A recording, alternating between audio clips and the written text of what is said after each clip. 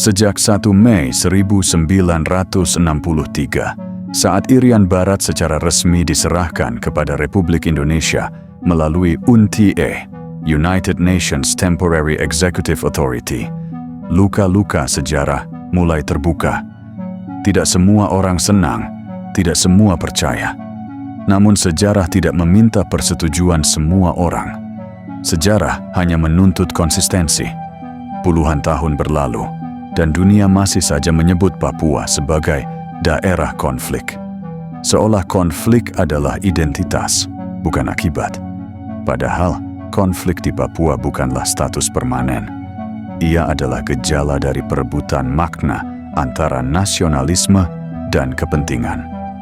Dan Indonesia, meski kerap dicibir, tidak pernah tinggal diam. Di hutan-hutan lembah Benduga, di lembah-lembah sepi Pegunungan Bintang, pasukan TNI dan Polri tak hanya membawa senjata. Mereka membawa obat, membangun pos kesehatan, dan menjaga agar anak-anak tak kehilangan masa depannya hanya karena sekelompok bersenjata ingin mengulang sejarah dengan cara yang salah. Kami bukan penjajah, kata seorang prajurit di Yahukimo. Kami hanya tak mau Indonesia dipecah oleh peluru. Ironisnya, dunia lebih suka menyimak jeritan OPM daripada tangis sunyi para guru yang dibunuh. Mereka menyebutnya perlawanan kemerdekaan.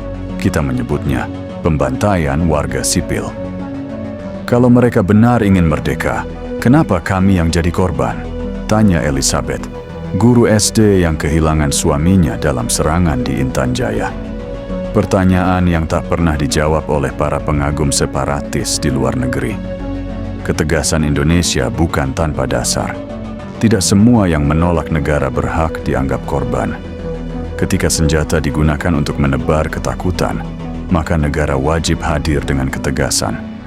Itu bukan pelanggaran HAM, itu pertahanan, itu keadilan. Di sisi lain, Indonesia tidak menutup mata pada luka lama. Otonomi khusus, Otsus, bukan basa-basi politik. Sejak 2001, lebih dari 100 triliun rupiah digelontorkan. Jalan dibuka, rumah sakit dibangun, universitas didirikan. Tapi uang bukan jaminan. Ketika elit lokal menghisapnya seperti lintah, rakyat tetap tergeletak di tengah kemiskinan. Kita orang trauma lihat DPRD Papua duduk mewah, padahal di kampung makan bubur ubi saja susah, ujar Julianus, aktivis muda dari Wamena. Sebuah ironi besar. Indonesia tidak gagal membangun Papua. Indonesia hanya belum berhasil membersihkan kerak-kerakusan dari wajah birokrasi lokal. Dan celah itulah yang dimanfaatkan kelompok bersenjata. Dengan narasi kemiskinan dan ketertinggalan, mereka merekrut, menipu, dan menyesatkan generasi muda Papua ke jalan berdarah. Kini, di bawah Presiden Prabowo, strategi mulai berubah. Pendekatan keras tetap dijalankan, tapi diplomasi juga digencarkan. Isu Papua tak lagi sekadar urusan dalam negeri, tapi bagian dari pertarungan global akan citra dan kedaulatan. Kita tidak bisa membiarkan Australia, Vanuatu, atau NGO asing mencetak narasi tunggal tentang Papua sebagai wilayah jajahan. Papua is not a colony, it's a province of Indonesia, tegas Prabowo dalam forum pertahanan regional. Dan itu bukan sekadar slogan, itu komitmen. Di balik tembok sekolah baru di Asmat, di antara pasien-pasien malaria yang ditangani gratis oleh dokter militer, di tengah pengamanan gereja dari ancaman bersenjata, Indonesia hadir. Papua bukan konflik. Papua adalah cermin. Ia mencerminkan sejauh mana bangsa ini sanggup bersikap adil tanpa takut, tegas tanpa kejam, dan membela rakyat tanpa harus tunduk pada opini asing. Setiap pilihan sejarah memang membawa luka, tapi menyerah bukan opsi, karena Indonesia tidak sedang menjajah Papua. Indonesia sedang memperjuangkannya, dan perjuangan itu belum selesai. Dulu, di ujung timur Republik ini, sebuah bendera pernah dikibarkan diam-diam. Bukan merah putih, melainkan bintang kejora. Digenggam erat oleh segelintir orang yang merasa tak pernah benar-benar diakui. sementara ribuan lainnya justru merasa ditinggalkan oleh sesamanya sendiri, oleh elit yang menggunakan penderitaan rakyat untuk melukis mimpi kemerdekaan versi mereka sendiri. Namun benarkah Papua adalah daerah konflik? Ataukah ia sebenarnya cermin? Sebuah cermin besar yang memantulkan siapa kita sebagai bangsa. Teguh dalam menjaga kedaulatan, tapi juga rapuh dalam mewujudkan keadilan sosial. Papua tidak pernah hanya tentang senjata. Ia adalah tentang tanah yang kaya, langit yang biru, dan rakyat yang seharusnya bahagia. Tapi entah sejak kapan, narasi tentang Papua dibajak oleh suara-suara keras dari luar negeri dan dalam negeri, yang satu sibuk mengutuk Indonesia di forum-forum internasional, yang lain menjarah dana otonomi khusus sambil berpura-pura membela rakyatnya. Saya kira kita ini hanya dipakai sebagai tameng, kata Pak Simon, seorang guru SMA di Wamena, sambil menatap murid-muridnya yang hanya setengah dari daftar hadir. Yang ribut-ribut soal Papua merdeka itu hidup di luar negeri.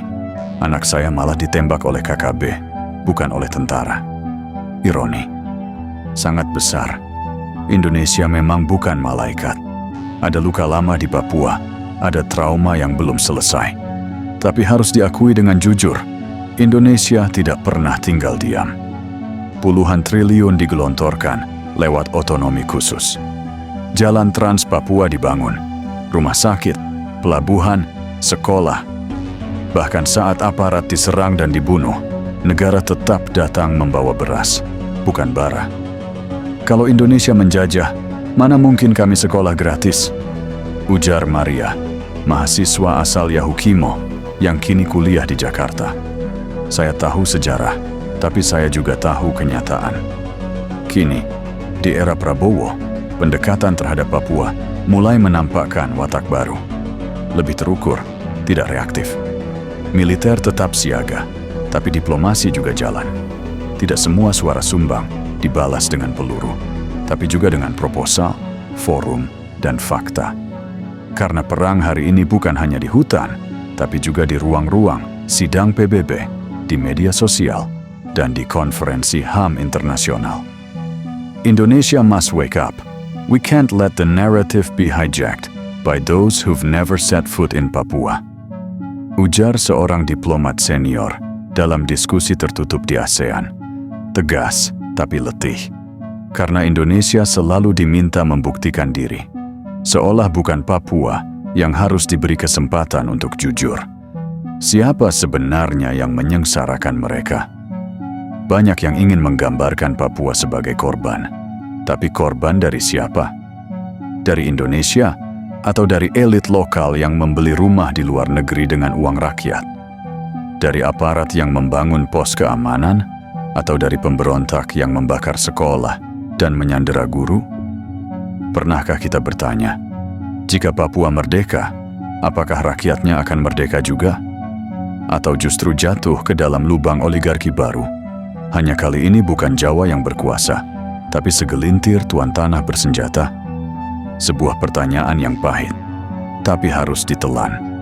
Papua bukan daerah konflik, ia adalah medan ujian. Untuk kita semua. Ujian bagi Indonesia. Apakah kita benar-benar bisa berlaku adil atau hanya kuat menindas? Ujian bagi rakyat Papua. Apakah mereka akan terus membiarkan suara mereka dirampas oleh mereka yang berteriak paling keras, atau bangkit dan bersuara sendiri? Karena sesungguhnya, keadilan bukan datang dari kemerdekaan baru, tapi dari keberanian untuk memperbaiki rumah yang sudah ada. Indonesia tidak sempurna, tapi Indonesia hadir. Dan itu lebih dari cukup untuk berkata, kami tidak akan menyerah. Bukan karena kami takut pada separatis, tapi karena kami percaya pada rakyat Papua yang sejati, yang memilih harapan, bukan kebencian. Sebuah luka bisa sembuh, tapi pengkhianatan atas sejarah akan terus berdarah. Papua adalah bagian dari kita. Dan di tengah semua luka, kita masih bisa berkata dengan jujur, kami ada dan akan selalu ada. Mari kita buka satu kenyataan pahit yang selama ini coba ditutup-tutupi oleh propaganda. Indonesia tidak gagal di Papua. Yang gagal adalah mereka yang diberi kepercayaan, lalu menyalahgunakannya. Yang merusak bukan Jakarta, tapi para pejabat lokal yang mengkhianati rakyatnya sendiri.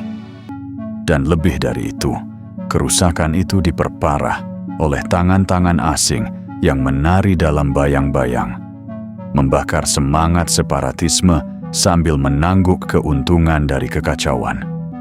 Sejak otonomi khusus digelontorkan tahun 2001, lebih dari 100 triliun rupiah telah dikucurkan ke Papua dan Papua Barat.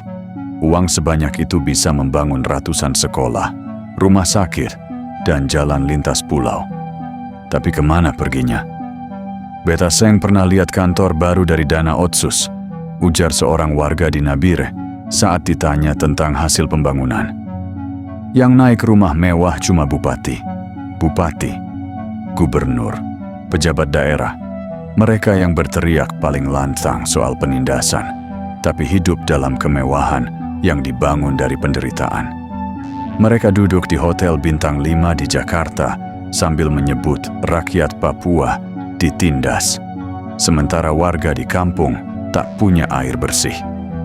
Siapa yang menindas siapa? Ini bukan fitnah. BPK sudah berkali-kali melaporkan penyalahgunaan dana Otsus. Bahkan KPK pun masuk dan menangkap sejumlah pejabat Papua, mulai dari Lukas NMB hingga pejabat-pejabat lain yang kini antre di meja hijau. Tapi ironisnya, ketika Jakarta menindak, media asing malah menuduh kriminalisasi elit Papua. Sebuah kebohongan yang dibungkus dalam bahasa hak asasi manusia. Sementara itu, di luar negeri, para aktivis diaspora Papua terus meneriakkan bahwa Indonesia menjajah. Mereka hidup nyaman di Australia, Belanda, dan Inggris, tidak pernah merasakan harga sembako di Wamena. Tidak tahu betapa beratnya guru-guru menempuh medan berlumpur untuk mengajar di Pegunungan Bintang. Mereka tidak hidup di Papua. Mereka hidup dari narasi tentang Papua. Mereka memperjuangkan Papua seperti memperjuangkan boneka. Yang penting terlihat heroik, kata seorang dosen Papua di Universitas Cendrawasih. Padahal rakyat yang sesungguhnya tidak pernah dimintai pendapat. Dan yang paling menyedihkan, dunia internasional pun ikut bermain. Sejumlah LSM asing, media barat, bahkan negara-negara tetangga secara terang-terangan memberikan panggung kepada OPM. Padahal di saat yang sama, mereka diam ketika KKB menembaki guru, membakar sekolah, menyandera pilot. Apakah ini bukan sabotase? Sabotase terhadap pembangunan, sabotase terhadap perdamaian, dan lebih buruk lagi, sabotase terhadap harapan. Mari kita ingat satu hal, Indonesia tidak gagal membangun Papua, tapi pembangunan itu dirusak dari dua arah, dari dalam oleh elit busuk, dan dari luar oleh simpatisan palsu. Sebuah bangsa besar diuji bukan oleh tantangan dari luar, tapi oleh pengkhianatan dari dalam. Dan itulah yang dihadapi Indonesia hari ini. Negara sudah memberi, tetapi sebagian tangan yang menerima justru memotong jalur harapan. Maka, saat kita melihat sekolah terbakar, ambulans disergap, atau guru diculik, jangan buru-buru menyalahkan negara. Lihat siapa yang sebenarnya merampas masa depan Papua. Bukan tentara, tapi mereka yang memanggul senjata sambil berbicara tentang kemerdekaan. Bukan Jakarta, tapi mereka yang menyabotase pembangunan sambil mengatasnamakan rakyat. Jangan salahkan negara yang datang membawa bantuan, tapi benci pada yang datang membawa bom. Indonesia tidak sempurna, tapi Indonesia bertahan. Dan keberanian untuk bertahan di tengah sabotase adalah bentuk kasih yang paling tulus. Papua tidak butuh kemerdekaan baru. Papua butuh kejujuran. Karena selama para pencuri berselimut bendera, maka yang terus miskin bukan wilayah, tapi hati nurani kita. Papua bukan lukisan eksotis di dinding galeri internasional. Ia adalah luka yang nyata, bernanah, dan berdarah. Bukan karena Indonesia tak berbuat, tapi karena terlalu banyak tangan yang merobek perban, lalu menyalahkan sang tabib. Mari kita jujur, selama 2 dekade terakhir, Jakarta tidak absen dari Papua. Bahkan terlalu banyak yang dikirimkan. Uang, tenaga, program, kebijakan. Tapi selama itu pula, hasilnya dirampas elit lokal yang merasa Papua milik keluarganya sendiri. Dan saat negara mencoba mengobati, mereka yang menikmati status quo justru memanggil dunia untuk mencibir. Ini bukan sekadar konflik tentang tanah, tapi pertarungan narasi. Dan dalam perang narasi, suara yang paling lantang seringkali datang dari mereka yang paling jauh dari realitas. Jangan ajari kami tentang penderitaan jika kalian tak pernah tidur di Honai dan berbagi nasi dengan anak-anak tanpa sepatu. Ujar seorang kepala suku di Yahukimo dalam satu pertemuan adat. Kami tahu siapa yang benar-benar peduli. Kutipan itu menyayat. Karena di tengah riuhnya debat internasional, justru suara rakyat kecil yang sering dilupakan. Padahal merekalah pemilik sah dari semua narasi ini. Mereka tidak minta referendum. Mereka minta listrik yang menyala, jalan yang tembus, sekolah yang tidak dibakar. Dan disinilah kita berdiri hari ini. Di titik di mana sejarah tidak menunggu siapa yang paling bising, tapi siapa yang paling bertahan. Indonesia bertahan dan akan terus bertahan. Papua bukan beban, ia adalah ujian moral dan ketahanan bangsa. Sebuah panggilan untuk membuktikan bahwa Indonesia bukan hanya negara besar, tapi juga negara yang setia. Setia kepada tanah air, setia kepada rakyatnya, bahkan ketika rakyat itu terus dilukai oleh para penjilat bendera palsu. Mereka yang menyebut Indonesia gagal, barangkali tak pernah membaca sejarah secara utuh. Mereka lupa bahwa kegagalan terbesar bukanlah ketika negara tidak memberi, tapi ketika yang diberi justru mengkhianati. Dan untuk Papua, sejarah belum selesai, tapi kita tahu arah yang kita tempuh.